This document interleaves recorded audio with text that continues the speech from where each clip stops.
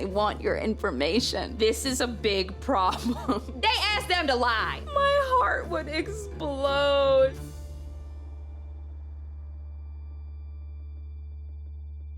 Scammers are really interesting people. They come in all shapes and forms. You feel like you're gonna know what a scammer looks like, and I mean, they can just really come out of the woodwork.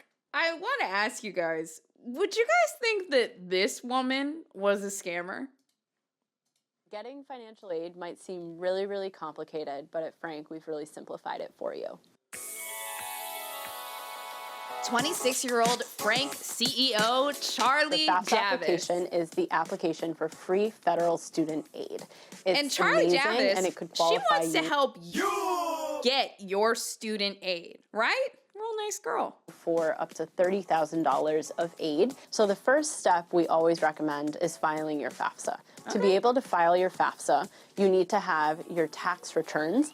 You need to know what's currently in your bank account, and you need to know what schools you're thinking of applying to be able to send that information to your schools so that they Somebody said Theranos type beat. So Charlie is a young entrepreneur. I mean, God, they are everywhere. Tech, startup culture, everybody on Twitter's got a company. But Charlie, she was really, really going for it. She had her financial degree. I think she had a degree in financial science. She had traveled the world. She had gotten more certifications on finances in Argentina. And eventually, she even became a leader for a Pennsylvania university on the Global Youth Program.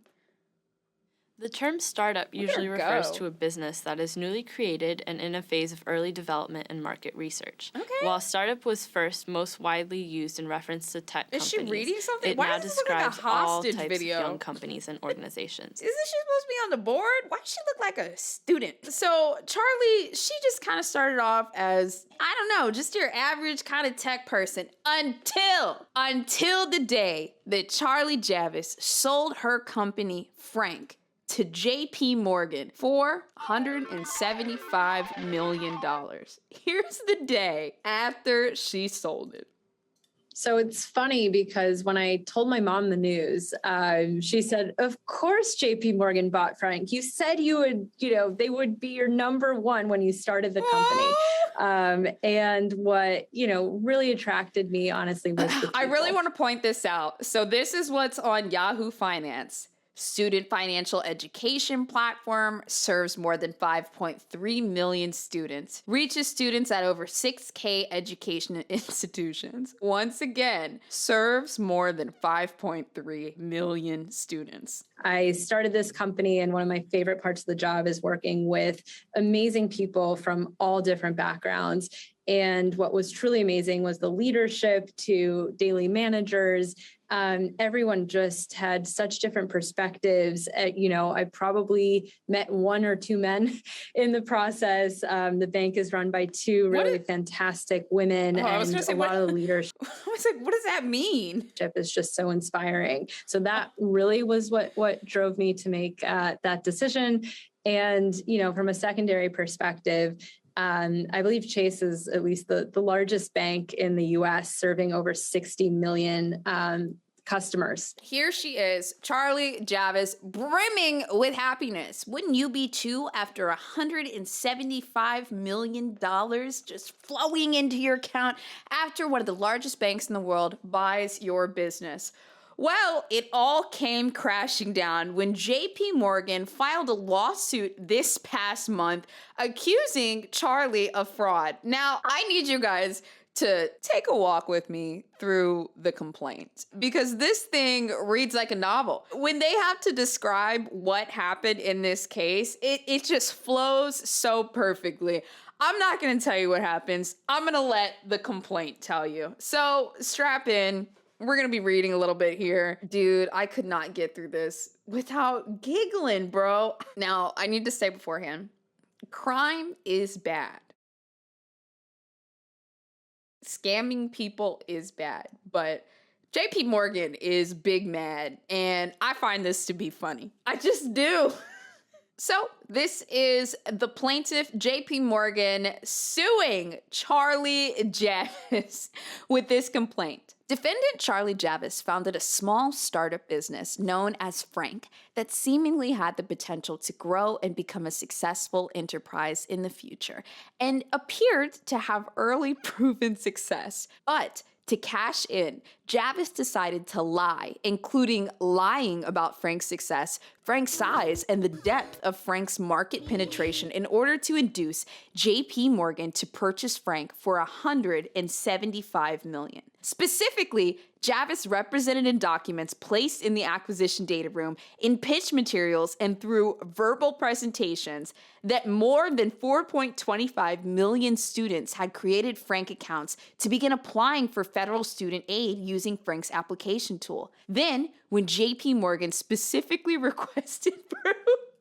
of the claim during due diligence, Javice used synthetic data techniques to create a list of 4.2 million fake customers, a list of names, addresses, dates of birth, and other personal information for 426 million students. But it's a dangerous game you're playing, Frank. So basically,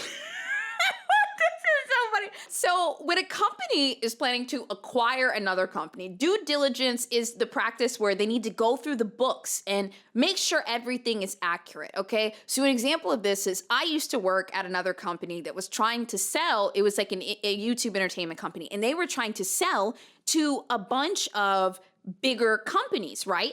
And so when these bigger companies went in to do their due diligence, they're combing through the numbers, and these numbers just don't add up. The profits aren't real, so they backed out of the deal.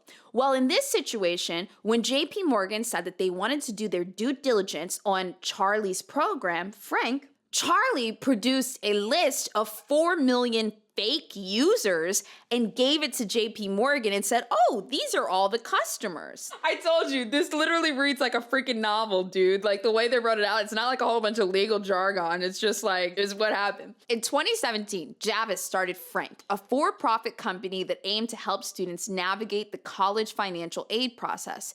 Frank offered students a tool to expedite completion of the free application for student aid, the FAFSA tool. I kind of get what she was trying to do because when I was going to community college, I don't want to fill out all those damn forms. Listen, especially in 2023, if I could just get a little app and click, click, click, click, click, here's your money, that would be great. Frank also provided students with information on scholarships, financial aid appeals, and college courses. To tout Frank's success, Javice publicly claimed that Frank had helped millions of students obtain billions of dollars in student aid by early 2021.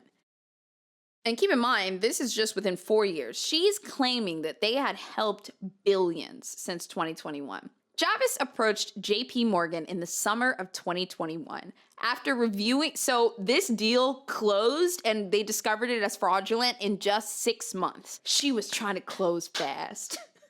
Javice approached JP Morgan in the summer of 2021. After reviewing the opportunity, JP Morgan agreed to explore a potential acquisition. At an initial July 2021 meeting, Javice told JP that Frank had significant engagement with college-age students, a market segment that JP Morgan wanted to grow. Let me explain something else here. So this company had helped these college students get billions of dollars in student loans. Well, there is some money to be made for JP Morgan. Maybe the app costs $5 a month. Maybe they take a cut of something. But what they really, really want is access to that customer data. If you guys didn't know, a lot of times when you sign up for a website and you say yes to all those terms and conditions and you put your email address in there, you're signing up to their data pool, right? So if JP Morgan has primarily a demographic of older people that use their banks, 40, 50, 60 years old, now they want to start to acquire the 18 to 24-year-old demographic. They want to buy companies that have those data lists in mass. So a college financial aid company is perfect for them to acquire that target audience. College students with no credit history and financial issues. That is exactly who JP Morgan wanted. So this is a massive investment for them. And if the user list is fake, this is a big problem.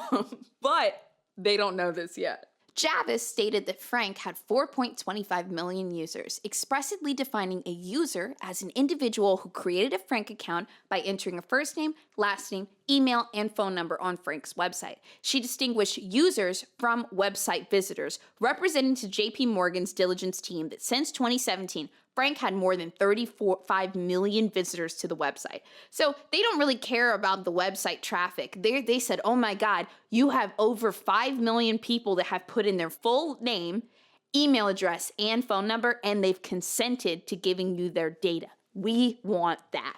The materials Javice posted in the acquisition data room repeated Javice's representations. She included in the data room a spreadsheet with a column labeled FAFSA in progress, showing that 4.2 million students had started a FAFSA form with Frank, which required creating a Frank account, with more than 2.1 million students fully completing the FAFSA through Frank. Javice posted a different spreadsheet showing more than 34 million visitors to Frank's website through 2020 alone. So she's saying that this is a huge company and they've done all of this in just 4 years. You guys see how this is like to JP Morgan? They got to get in on this, right? And honestly, to JP Morgan, $175 million, it's really not that much money. Dude, the way they found out is so funny. Okay. Based on the July 21 meeting and data room materials, JP Morgan confirmed Frank's definition of customer base, namely customers are users who created a Frank account. Therefore, after the due diligence on their 4 million customer account claim, JP Morgan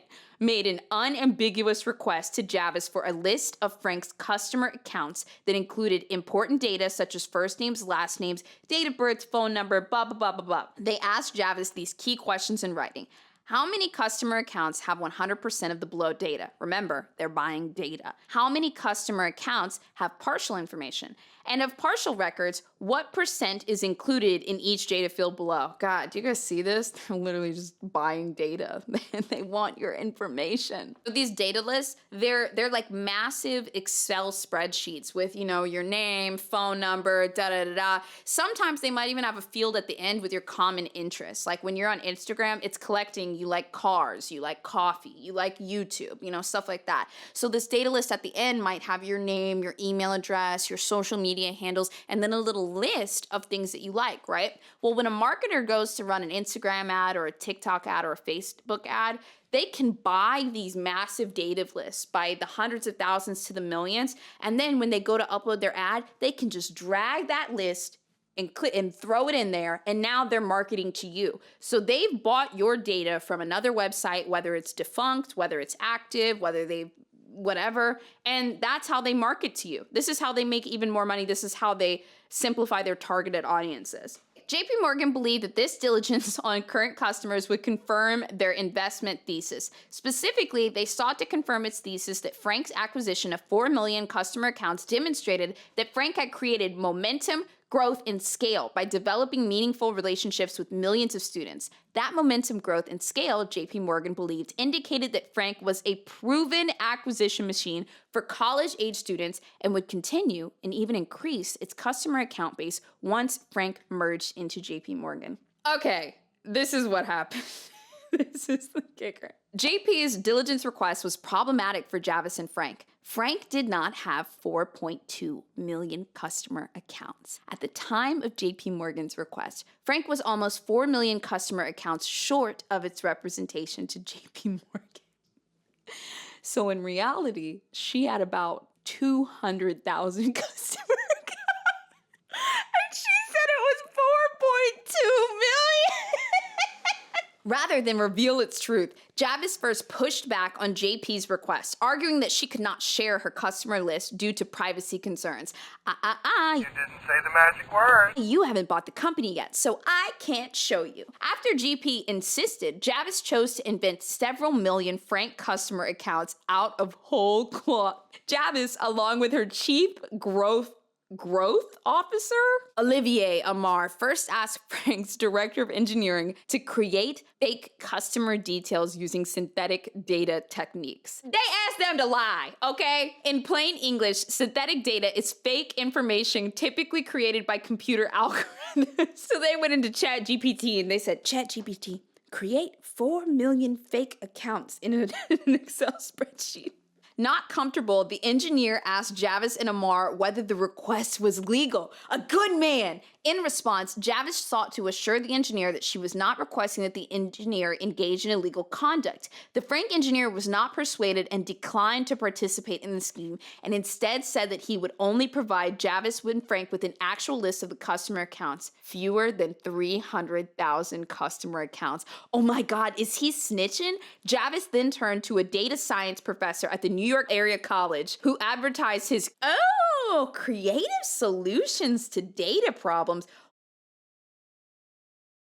Javice provided the data science professor a list of 293,000 individuals who had started or submitted a FAFSA application through Frank. She then directed the data science professor to use synthetic data techniques to create 4.2 million customer names, email addresses, birthdays, and other personal information on the list that Javice supplied. Emails between Javice and the data science professor make clear that the customer list consisted of fake data. For example, the data science professor wrote Javice to confirm that for names, our plan was to sample first name and last name independently that ensure none of the sampled names are real. Regarding creating physical addresses, the data science professor wrote to Javice, I can't seem to find addresses in my raw files. Should I attempt to fabricate them? Javice responded, I just wouldn't want the street to not exist in the state. Later, the data science professor determined that real addresses may not be doable, and Javice responded, if we can't do real addresses, what's the best we can do for that? Dude, this lady was scheming. She said, I got JP Morgan on the line, and we're gonna hook, line, and sink them. The data guy emails Charlie, and he's like, hey, I gotta make sure that none of the names are real. So they've gotta be like really crazy names. Like otherwise this is really messed up. And so she's like, okay, cool. And then the data science guy is like, okay, wait, now I need to create physical addresses for this. I don't have any like fake addresses in my data files. Should I just make this up? And Charlie's like, well, we need to make sure that the street is real and the street exists in that state. Like she knew exactly what she was doing. When reviewing the fake data, the data science professor noted that many entries confusingly had customers living, attending high school, and attending college in the same town and state, and concluded that the list would look fishy if he were to audit it. Javice was particularly concerned with the email addresses, asking the data science professor, will the fake emails look real with an eye check or better to use unique ID? He responded, they will look fake. At which point, Javice agreed to use a unique ID as well. So they were gonna use an AI to generate all of these email addresses, so they would have looked like Cordon Bleu 123A689 at AOL.com. Like it would have just been a whole bunch of weird ass emails like that, or like letters and numbers and letters and numbers. So they used something instead called unique ID, which would be like harder to detect that. One in the chat, if you can look at an email address that looks insane and decide, oh, that's probably fake. When the data science professor struggled to add certain college names to the list, Javice indicated that the perfect solution was to draw a school at random in the same state as the college that could not be added. So she's scheming with this person to create this fake list. They have the emails back and forth where she's telling the dude how to do it. When the data science professor informed Javice that the data she provided contained the same phone number appearing for 676 individuals, Javice instructed him to double check the duplication rate isn't more than 5 to 7% for the synthetic data. So basically, in the customer list, there were a couple people, like hundreds of people that would have the same phone number, right? So she told him to go in and do a thorough check to make sure the duplication rate was only 5 to 7%, so that out of 4 million people, when you're scrolling through the naked eye, you're not going to notice that those numbers are a duplicate, but it's kind of hard for the AI to just make up a whole bunch of numbers and not duplicate them. At the very end of this, ultimately, the data science professor created a list of 4.2 million fake accounts, the fake customer list, as Javice had requested, and submitted it to a third-party vendor for validation as Javice directed. At the same time, Javice was working with the data science professor on the fake customer list. Amar separately reached out to the ASL Marketing, a marketing firm that purports to have the most comprehensive and accurate responsive data of high school students, college students, and young adults available anywhere. Amar caused Frank to purchase a list of 4.5 million students from the ASL for a cost of $105,000 on the same day that Javice transferred the fake customer list to the third-party vendor.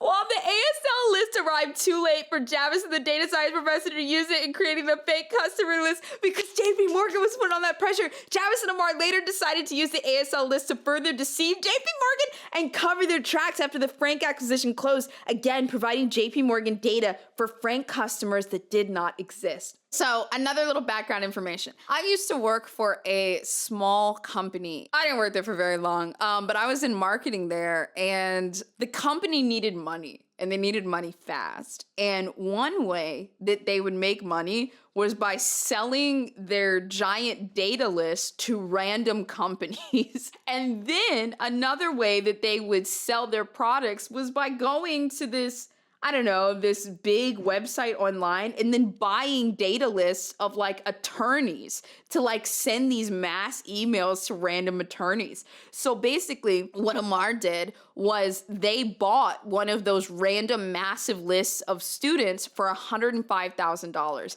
Oh my God, dude. You can, depending on what the niche is, you can buy like 100,000 names. No, you can buy like 50,000 names for like, I don't know, $8,000. So if they bought a list of 105,000, it was probably like 5 million people. The cover up of Frank's fake customer data began immediately after the third-party vendor completed its validation process. Within 4 minutes of receiving the analysis, Javice directed the vendor to destroy the fake customer list and not share additional background with JP Morgan. This is after they completed the validation process. So I guess the money hasn't happened yet. Next, the data scientist sent Javice an invoice for $13,000, which included lines for each of the fake data fields he created. Javice immediately directed the data science professor to resend the invoice with only one generic line item for data analysis and to increase the amount of the invoice to $18,000. How the fuck does JP Morgan have all of this information? Like, bro, I told y'all, they have the whole storyline. Relying on the fake customer list and representation warranties that Javice and Amar caused Frank to make as part of the acquisition, JP Morgan entered into the agreement and plan of a merger dated as of August 8th with Finland merger sub, blah, blah, blah. Pursuant to the merger agreement, JP Morgan acquired Frank for a purchase of $175 million, with the merger closing on September 14th, 2021. All of this happened within 2 months. Soon after the third-party vendor completed its validation process and Frank entered into the merger agreement, Javice again engaged the data science professor to work with another third-party vendor to obtain additional email addresses to add on to the individuals to the ASL list. Javice decided to purchase the additional email list because she knew JP always intended to market its products and services to both Frank's existing users and the student accounts Frank would acquire in the future, and therefore at some point closing JP Morgan would ask for the Frank customer data file. Charlie had a data person make fake data because there was a deadline to get these names over to JP Morgan. And then on the back end, her partner was buying a real list of email addresses of students, okay? And so they sent over the first list just to get them through that time limit. And then they planned afterwards to send the real list of email addresses. In January 2022, to test the quality of Frank's customers list and the receptiveness of these customers to JP Morgan's products and services, JP requested that Frank send Frank's list of 4 million customers to the Morgan marketing team. Javice and Amar, however, knew that list did not exist. So Javice and Amar first provided the marketing team with a list of individuals sourced from the ASL. So these are real email addresses. Said differently, the email addresses that Javice and Amar sent to the marketing team, which Javice and Amar knew that they planned to use to conduct a marketing campaign, were derived from the data purchased from the ASL and Infermion. So they actually sent real email addresses. Unsurprisingly, the results of the marketing tests were disastrous. Specifically, JP Morgan sent marketing test emails to what they believed were 400,000 unique Frank customers. Of the individuals contacted, only 28% of the emails were delivered, compared to a 99% delivery rate JP Morgan usually sees with similar campaigns. Just 1% of the delivered emails were opened, compared to a typical for JP Morgan campaign. After the unusually poor returns from the marketing campaign, they reviewed the various aspects of Frank's business. When you guys open up those emails from Sephora or Amazon in your email address, on the back end, the marketers can see how many emails got sent out, how many bounced, how many were opened, and how many were unread. They can just see it as a percentage. So basically, normally JP Morgan sees 30% of their emails get opened, which is pretty good. But of this list, only 1% opened. That's insane. As a result of its review, JP discovered the fake customer list and the ASL list. JP compared those lists to Frank's actual customer list and examined emails, messages, and chats among Javice, the data science professor, and Amar. Those documents leave no doubt that the fake customer list and the ASL list did not contain the first name, last name, address, and phone numbers for actual Frank customers.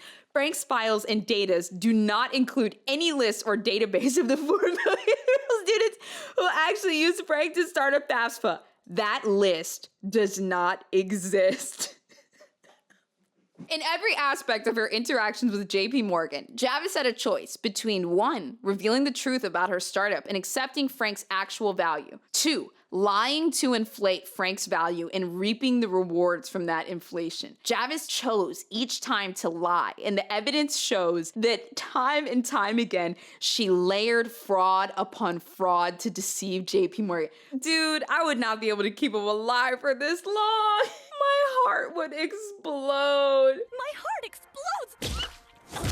Dude, can we applaud her audacity now? Dude, the audacity. This girl. Really, really complicated, but at Frank, we've really simplified it for her. This girl, dude, she went for the gold. Javice and Amar used the fake customer list and other knowingly false merger agreement representations to fraudulently induce JP Morgan to enter the merger. JP paid $175 million for what it believed was a business deeply engaged with the college-age market, a segment with 4.2 million customers. Instead, it received a business with fewer than 300,000 customers. Javice and Amar's fraud materially damaged JP Morgan in an amount to be proven at trial, but not less than $175 million. So what they mean by that is not just $170 million in what they paid for the acquisition, but also the time invested, how much they paid these third-party vendors, just everything. Business school as the voice of a microfinance generation. In the past week, all that came crashing down barely a year after selling Frank to JP Morgan for $175 million. The bank accused the 30-year-old of fabricating almost 4 million names and emails. Do you guys think JP Morgan's gonna get any of their money back? Dude, she had an attorney, so if she was writing the data scientist like that, she probably was writing the attorney like, make sure they can't go back. Let's make this airtight. Charlie, you did it! You know, she flying off somewhere after this. I don't know where she going. Probably somewhere with Sam Bankman. Dude,